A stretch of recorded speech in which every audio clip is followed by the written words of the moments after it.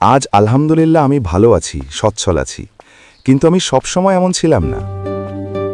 আজ আমাকে যেভাবে দেখছেন, আমি কিন্তু একসময় এমন ছিলাম না।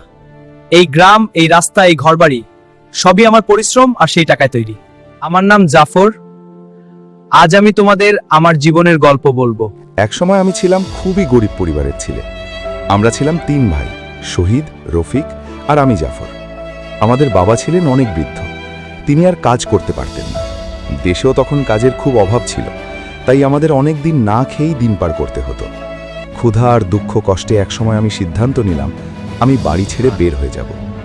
তারপর শুরু হলো আমার রাস্তায় রাস্তায় ঘুরে বেড়ানোর জীবন।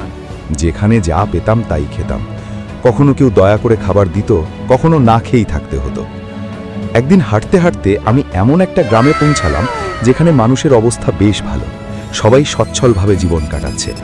আমি ভাবলাম এই গ্রামের কোনো একটা বাড়িতে রাখাল হিসেবে কাজ করব।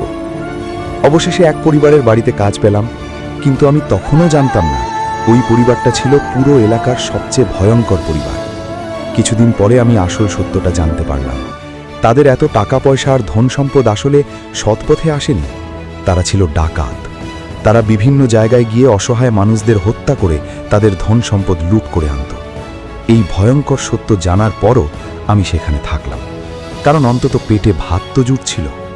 এইভাবে কয়েক বছর কেটে গেল। আমি একটু একটু করে কিছু টাকাও জমালাম। তারপর একদিন ঘটল সেই ঘটনা যা আমার জীবন বদলে দিল। একদিন আমার মালিক বাড়িতে ফিরে এলো 1 বস্তা সোনা আর 1 বস্তা টাকা নিয়ে। আমি দেখেও না দেখার ভান করলাম।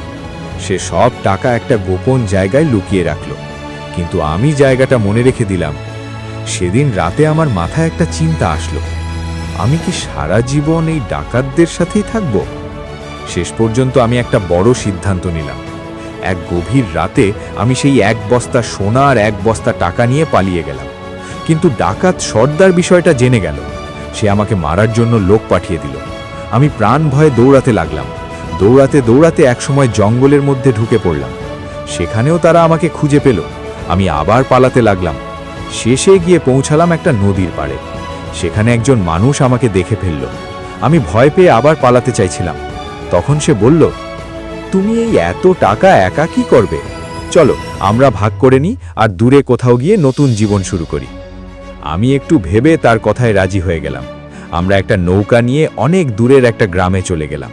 সেখানে গিয়ে দেখি গ্রামের অবস্থা খুব খারাপ। মানুষের কাজ নেই, রাস্তা নেই, স্কুল নেই। তখন আমরা সিদ্ধান্ত নিলাম এই টাকা দিয়ে গ্রামের মানুষের উপকার করব। আমরা গ্রামের রাস্তা বানালাম, মানুষকে কাজ দিলাম, স্কুল বানালাম, অনেক উন্নয়নমূলক কাজ করলাম। ধীরে ধীরে গ্রামের চেহারা পুরো বদলে গেল।